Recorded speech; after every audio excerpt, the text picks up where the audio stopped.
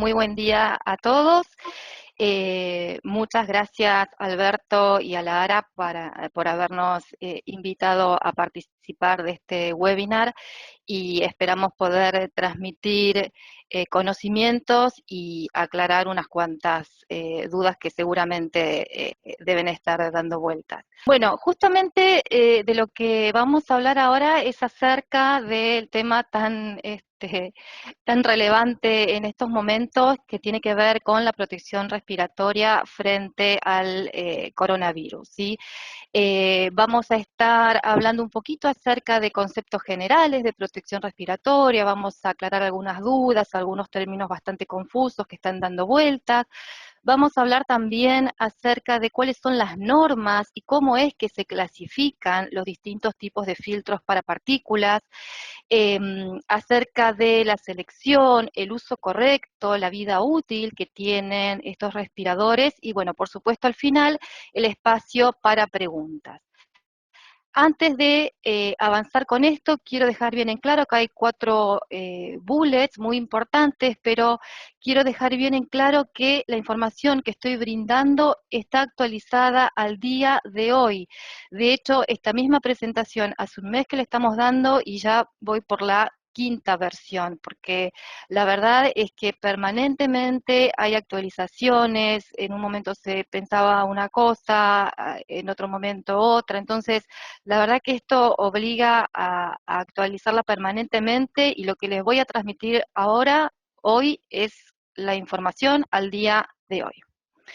Entonces, vamos a hablar un poquitito acerca de los conceptos generales en protección respiratoria. Acá, si me permiten, voy a leer textualmente qué es un equipo de protección respiratoria.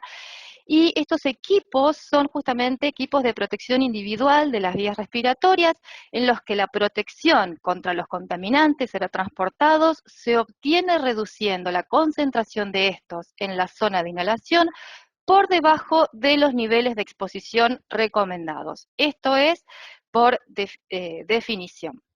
Ahora, ya se ha mencionado en las disertaciones anteriores, sabemos que cualquier EPP, en particular con esto de los respiradores, es siempre el último recurso a utilizar para protegernos del contaminante, para protegernos de los peligros. Tenemos que seguir siempre la jerarquía de los controles y como última opción la utilización, en este caso particular, de los respiradores.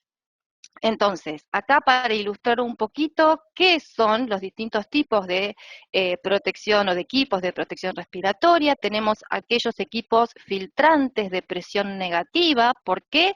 Porque el usuario que tiene puesto el respirador al inhalar hace que el aire con el contaminante que esté en suspensión pase a través de los filtros. Estos son filtros desechables o autofiltrantes, semimáscaras, máscaras de cara completa con los distintos filtros y cartuchos según sea la necesidad.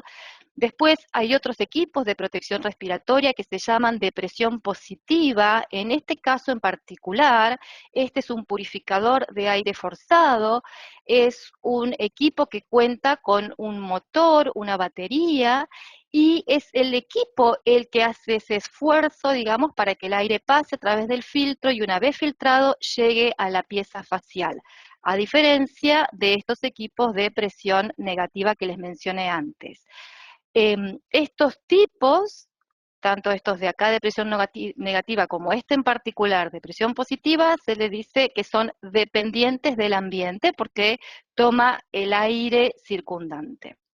Después otros equipos de presión positiva, pero en este caso de suministro de aire, tenemos en este caso que el aire respirable se obtiene de una fuente no contaminada y ese aire a través del tubo de respiración llega a la pieza facial para que el usuario pueda respirar cómodamente.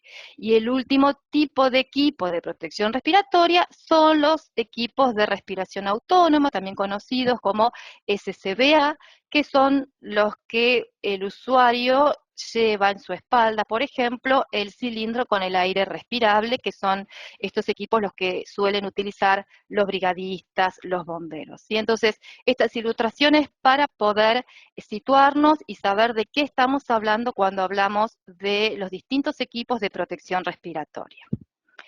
Existen tres tipos básicamente de peligros ambientales. Uno es el de las partículas, otros son gases y vapores, y por último lo que son deficiencia de oxígeno. En este caso particular nos vamos a centrar justamente en los que son las partículas, que son cuerpos muy pequeñitos suspendidos en el aire. En el ámbito industrial, que es donde nosotros nos manejamos habitualmente, las partículas son los polvos, las neblinas, los humos metálicos que se generan en procesos de soldadura, y las fibras como fibras de asbesto, fibras de vidrio, algodón, etc. Pero ¿con qué nos encontramos acá? Nos encontramos con las biopartículas, que es donde nos vamos a centrar en esta charla. Tenemos justamente a los virus, a las bacterias, a las esporas y a los hongos. Y este aquí todo este material particulado tiene un tamaño tan chiquitito, que el ojo humano en condiciones normales no lo llega a ver. El ojo humano a simple vista puede ver a partir de los 50 micrones. Tamaños más chiquititos no es capaz de verlos, y vamos a necesitar utilizar microscopio o microscopio electrónico para poder verlos. En el caso particular de los virus, fíjense el tamaño chiquitito que tiene, ¿sí? Es menor a 0,05 micrones. O sea, un micrón es muy difícil para nosotros visualizarlo, desde ya que no lo vemos, pero para tener una idea, fíjense que tenemos una regla. La regla está dividida en centímetros, los centímetros en milímetros. Bueno, 1 milímetro equivalen a 1000 micrones. Es ínfimo, ínfimo, ínfimo, y no tenemos manera de verlos, salvo, ya les comenté, a través del microscopio electrónico. Entonces, ¿cómo intervienen acá los respiradores y los mecanismos de filtración para partículas, incluidos los virus? Los respiradores para partículas están confeccionados con fibras de polipropileno, están todas dispuestas al azar, e intervienen distintos mecanismos de filtración, y eso está relacionado con el tamaño de partículas. Partículas muy chiquititas, se van a filtrar a través de estas fibras, a través del mecanismo de difusión, y partículas más grandes van a ser captadas por estas fibras de los filtros por mecanismos de intercepción, impacto o sedimentación también para partículas más grandes. Ahora, si nosotros nos valiéramos únicamente de estos mecanismos de filtración para filtrar partículas, se necesitaría muchísima capa de elemento filtrante para que sea eficiente, pero eso haría que fuera absolutamente incómodo.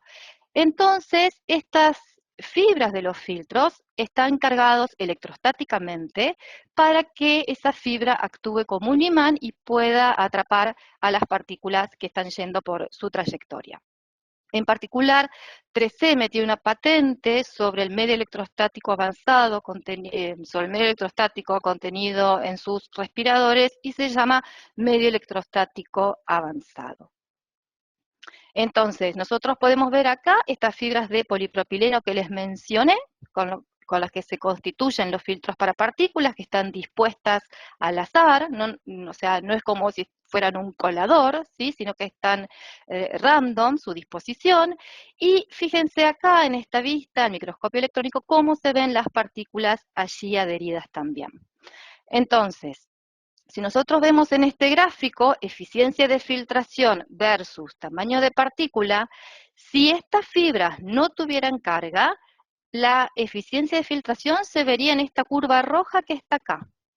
O sea, partículas muy chiquititas se filtran muy bien por ese mecanismo de difusión, partículas muy grandes también por el mecanismo de sedimentación, pero hay un rango de tamaño de partículas donde son demasiado grandes para ser filtradas por mecanismo de difusión y demasiado chiquitas para ser filtradas por el mecanismo de sedimentación. Entonces, por eso tenemos acá este valle en la curva.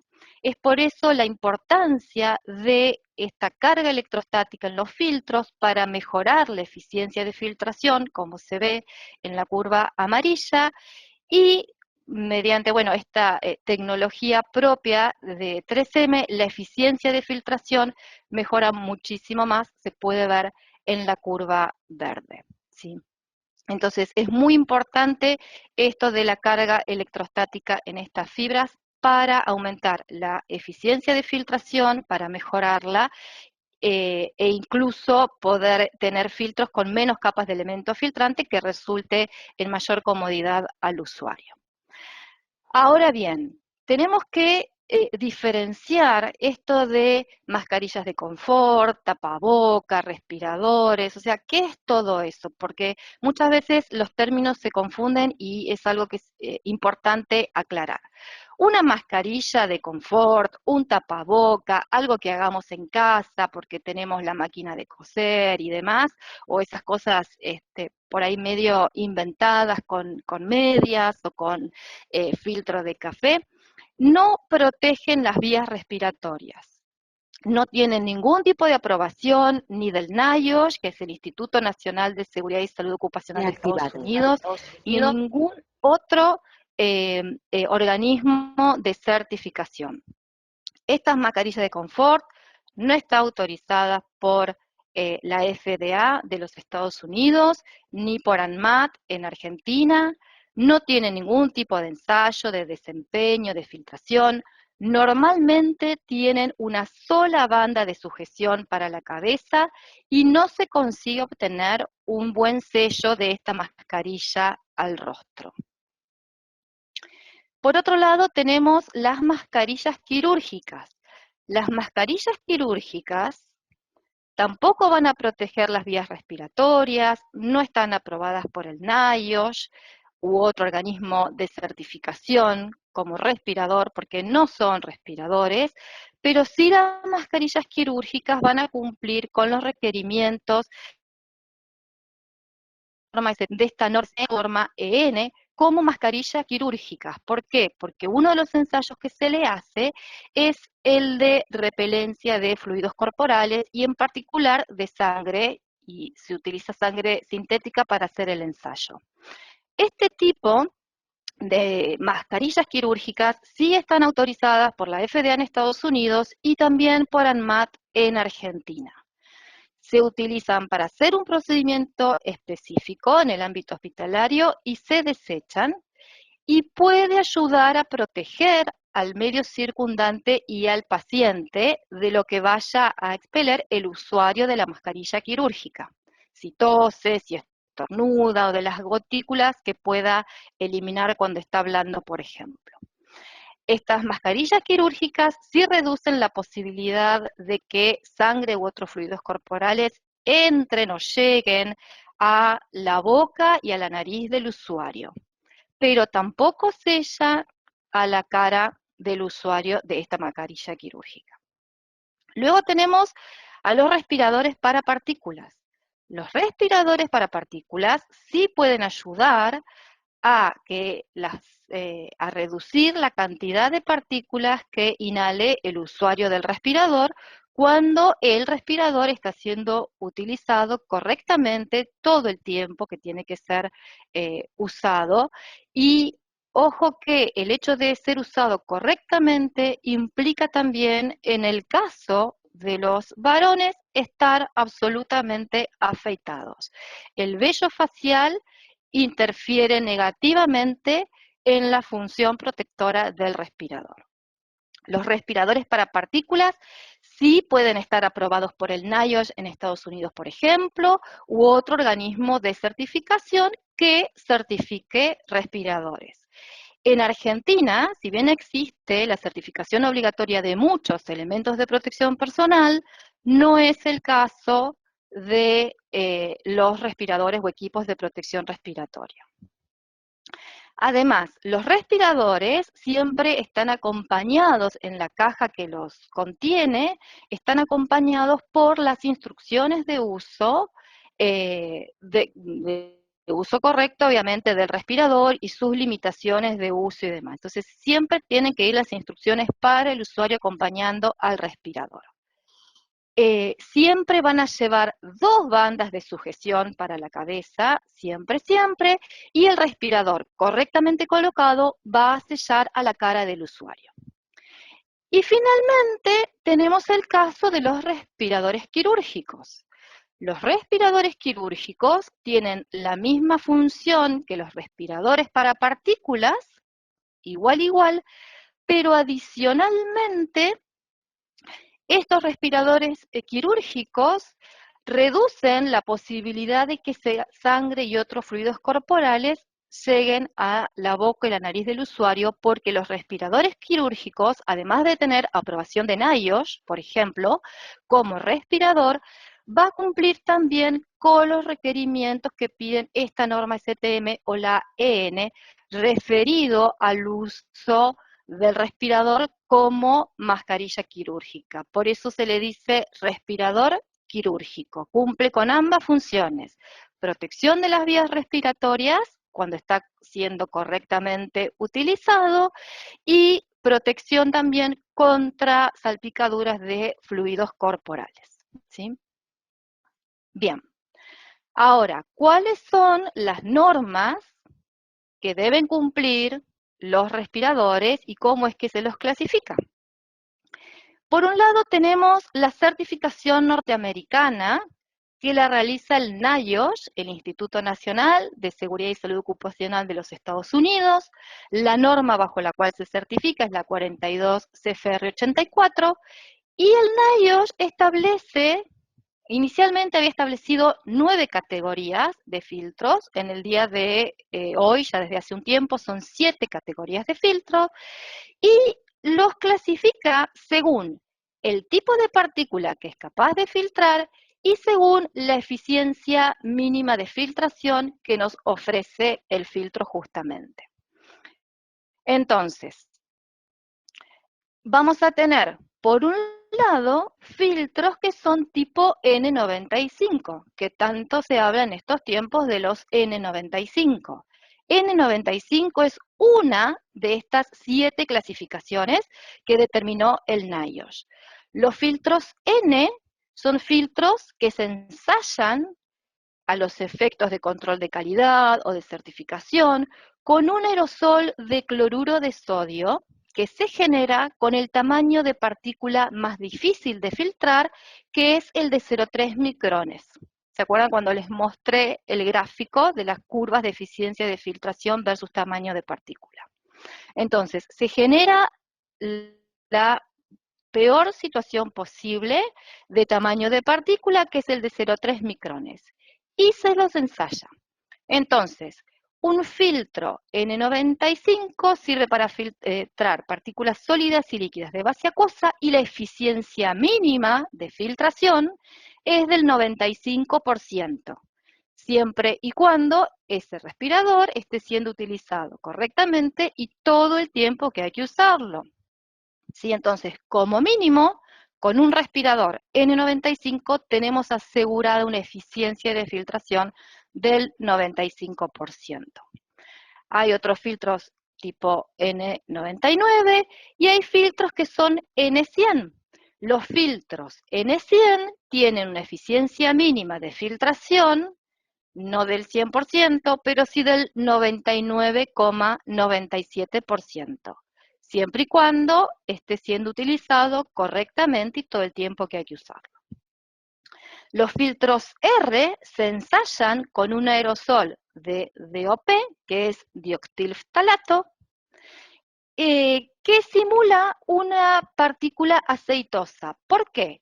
Porque los filtros R son filtros que sirven para filtrar partículas sólidas y líquidas de base acuosa y son resistentes a partículas aceitosas, por eso la R.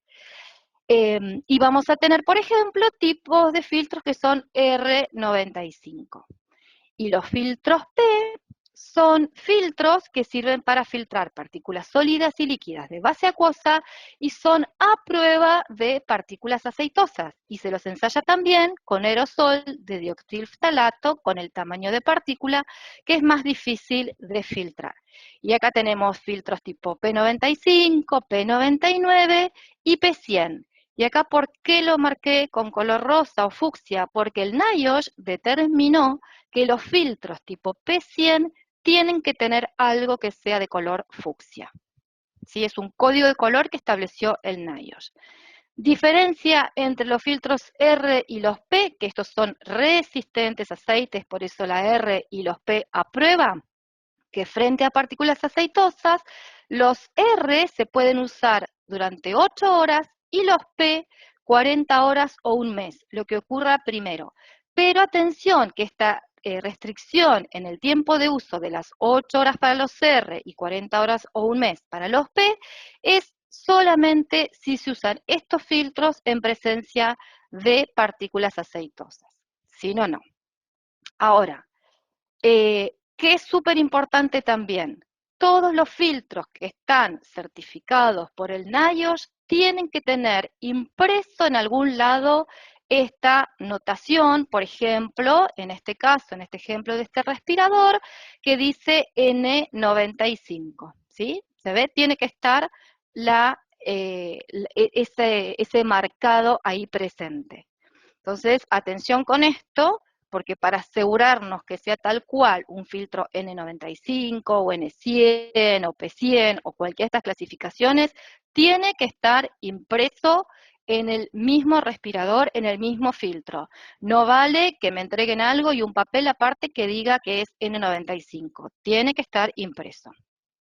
Entonces, en cuanto al marcado, el NIOSH dice que tiene que figurar en el mismo cuerpo del respirador la palabra NIOSH, obviamente, tiene que figurar el nombre del fabricante del respirador, tiene que estar el TC. El TC es el número de aprobación que el NIOSH otorga para determinado modelo de respirador. Tiene que figurar el modelo, obviamente, del respirador. La presencia del lote es un opcional, no tiene que estar sí o sí. Y por supuesto la designación del filtro, que es lo que vimos antes, si es N95 o P100 o N100 o lo que sea. Entonces, esto es lo que tiene que ver con la clasificación de los filtros para partículas que hace el NIOSH. Pero el NIOSH no es el único que certifica respiradores. En Europa, los respiradores se certifican según la norma europea. Acá el NIOSH no interviene. Y en Europa, los filtros se clasifican, los filtros para partículas y en particular la de los respiradores autofiltrantes, se clasifican de otra manera y ellos en lugar de hablar de eficiencia mínima de filtración, hablan de porcentaje máximo de penetración a través del filtro.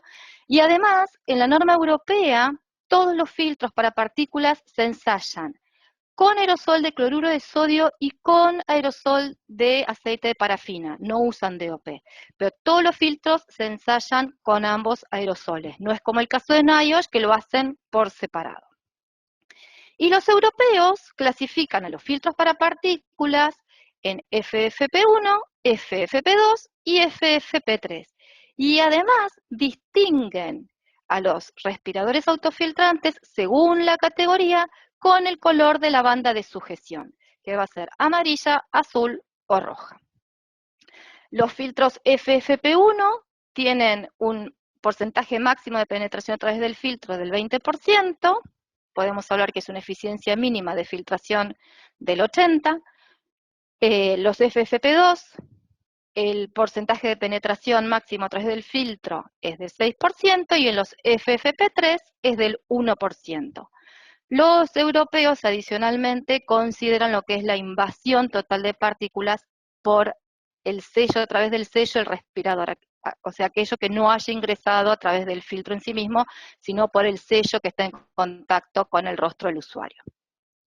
Y por supuesto que los respiradores europeo, según clasificación europea, también tiene que tener indicado el nombre del fabricante, el modelo del respirador, la norma bajo la cual se certificó, la categoría, algún otro ensayo adicional tiene que estar indicado también, y el marcado según la Comunidad Europea.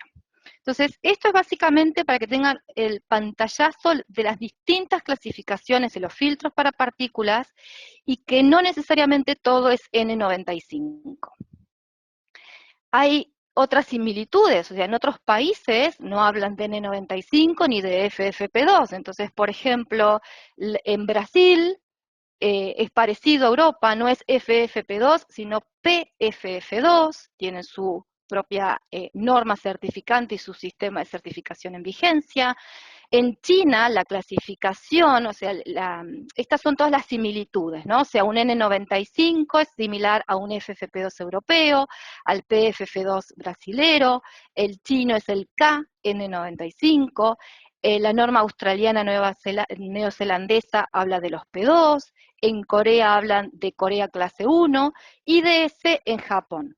Entonces, es por esto que quizás estas no son tan conocidas, pero la Organización Mundial de la Salud dice que como mínimo hay que usar un N95, un FFP2 o similares o equivalentes o superiores incluso también. Cuando se refiere a superiores habla de aquellos que tienen mayor eficiencia de filtración que las que puede otorgar un N95 o un FFP2. Entonces, pasando ahora al tema de selección, uso correcto y vida útil, en lo que es la selección, acá, bueno, esto ya lo determinó la OMS, ¿sí? Acerca del uso de los respiradores, como les mencioné recién, tipo N95, FFP2, equivalente o superior, que es todo lo que vimos en la diapositiva anterior. Y estos son ejemplos de respiradores que pueden ser utilizados como protección para partículas. Tenemos aquellos que son los desechables y los reutilizables como semimáscaras y máscaras de cara completa que contengan filtros para partículas. Entonces, estos son los tipos de filtros que correctamente utilizados nos pueden ayudar a protegernos de los virus.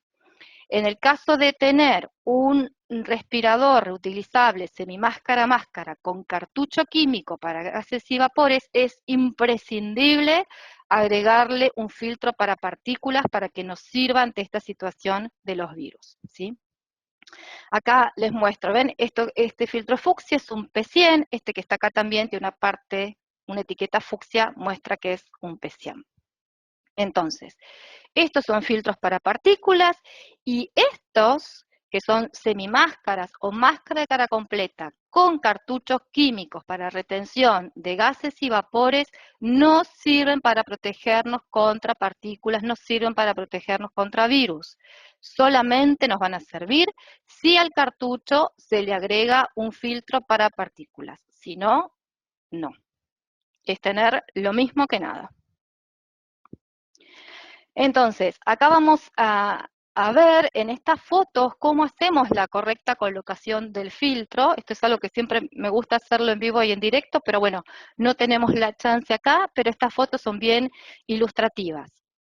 En un respirador que tiene forma de copa, se lo coloca, se lo sostiene con la mano de esta manera, con el clip nasal hacia adelante, las bandas elásticas colgando, y vamos a acomodar el respirador al rostro y pasar la banda de arriba del respirador para que quede por arriba de las orejas y la banda inferior va a quedar por debajo de las orejas.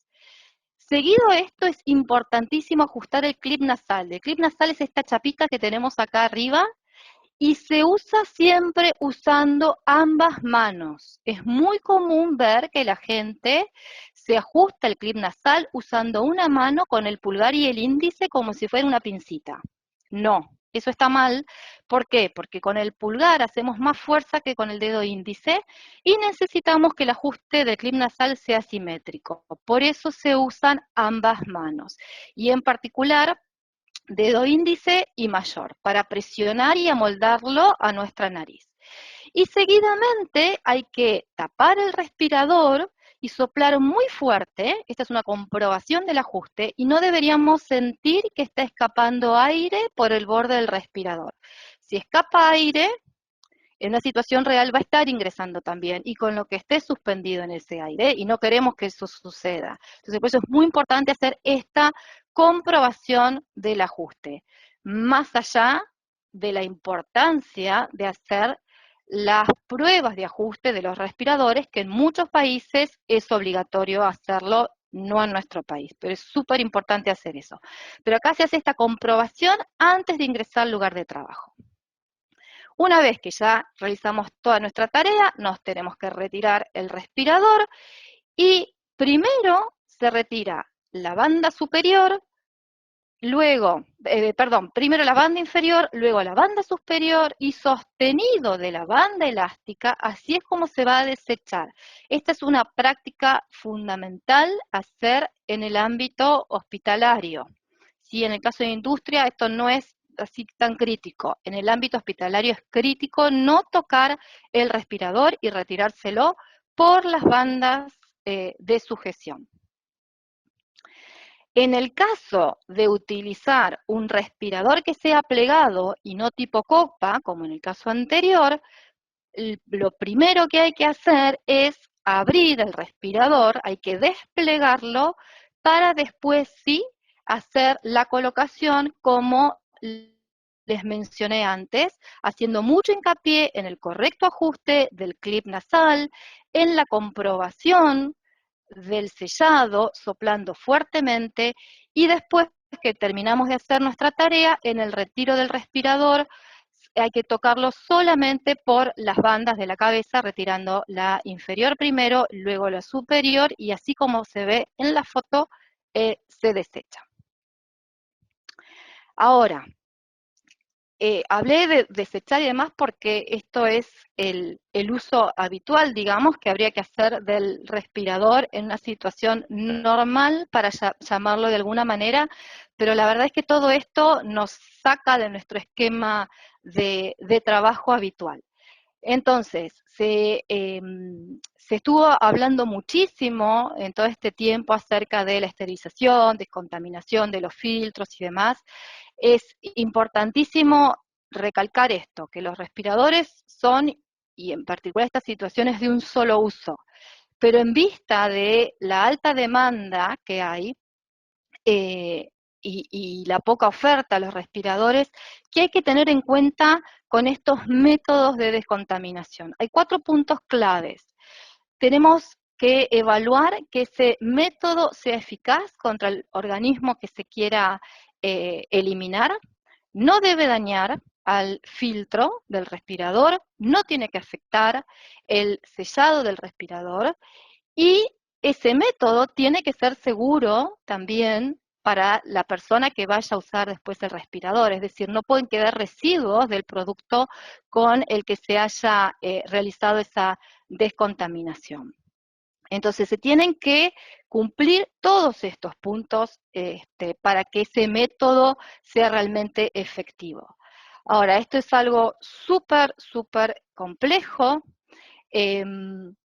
y hoy por hoy en Estados Unidos se habilitó lo que se llama la FDA.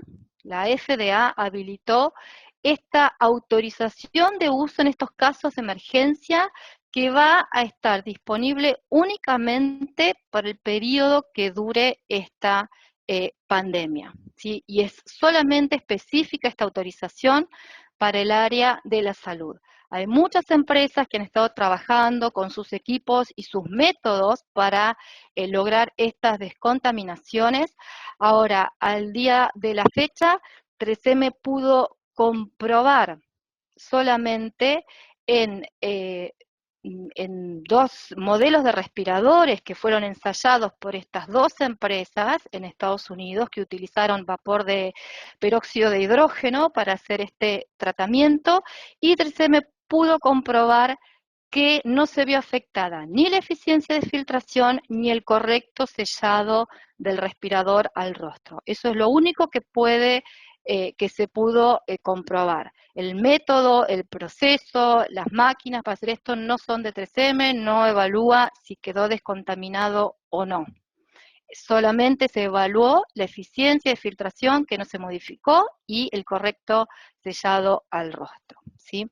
Toda esta información está disponible en boletines técnicos que están colgados en el website.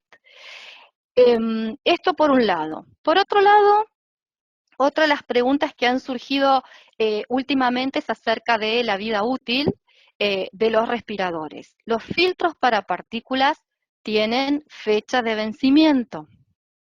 En el caso particular de 3M, ¿cómo los reconocemos? Porque dice usar hasta mes y año, ¿sí? Entonces, ¿esto por qué se empezó a poner? Para evitar que gente que tenga guardados respiradores 10 años o más, que decida utilizarlos, y no se puede saber entonces en qué condiciones está el medio filtrante, o si se modificó la banda de sujeción de la cabeza o la espuma nasal en caso de que lo tenga el respirador y demás. Entonces es muy importante verificar esto, es muy importante que estén almacenados en las condiciones que indican las instrucciones de uso que acompañan al respirador y ver el estado que está.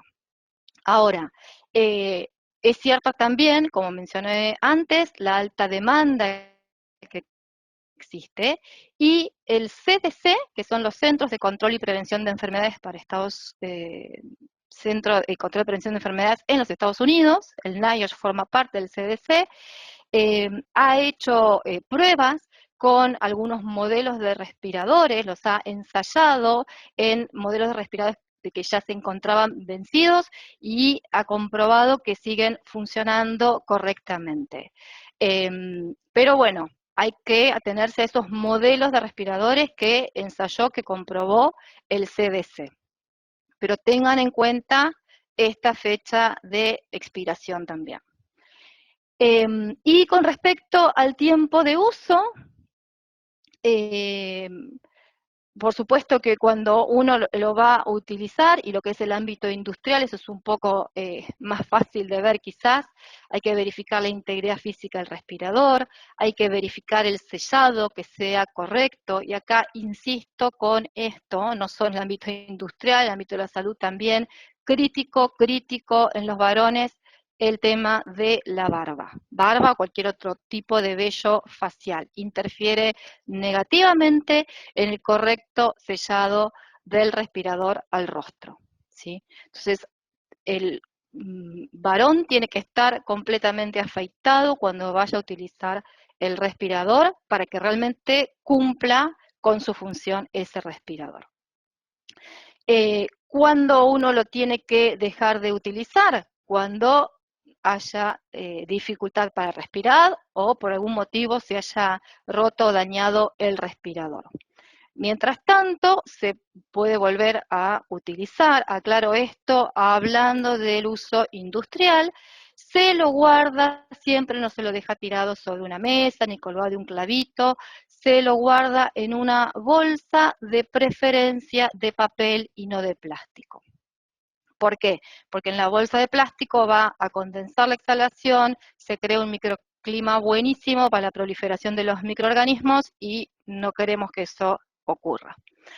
Entonces, esto sería el uso habitual, digamos, del respirador y en cuanto al tiempo de uso. En esta situación coronavirus, insisto, en rigor hay que descartarlo después de cada uso. Sabemos que eso se está haciendo muy difícil de conseguir. Y entonces el CDC de los Estados Unidos, lo que propone antes de llegar a una posible descontaminación, lo que propone es llevar a los respiradores a un guardado y espera. Yo, entre comillas, lo llamo cuarentena de los respiradores. Acá en este link está toda esta información que les voy a comentar ahora, es un link que lleva al CDC. Lo que ellos dicen, ellos hablan de una supervivencia del virus de unas 72 horas en el respirador, por ejemplo. Entonces sugieren tener el respirador, o sea, hoy uso un respirador, dejo de utilizarlo, lo guardo en una bolsa de papel, insisto con esto, de papel, no de plástico, y lo marco con el número 1. Al día siguiente se vuelve a usar otro respirador y cuando dejo de usarlo, lo señalo, lo marco con el número 2. Y así el número 3, el número 4 y el número 5. Ellos hablan de una supervivencia del virus de unas 72 horas, pero hablan de tener 5 respiradores distintos, un kit de 5 respiradores distintos para usar uno por día y tener un margen de seguridad de unas 48 horas. Entonces, al día sexto que se va a trabajar, lo que ellos dicen es tomar el respirador identificado con el número 1 y usarlo. El día séptimo, usar el respirador número 2 y así sucesivamente. Pero esto es algo que propone el CDC como para mitigar la alta demanda y falta de respiradores y como un estadio previo a la descontaminación del respirador. Y por supuesto que estos 5 respiradores tienen que ser usados siempre por la misma persona, no se pueden intercambiar. Acá mostrarles simplemente el acceso a estos enlaces que llevan a documentación, distintos boletines técnicos y que llevan a enlaces del CDC o de la OMS también, donde se encuentra mucha información que se actualiza permanentemente, sobre todo lo que es la versión en inglés. Así que es ir al link e ir revisando todo esto.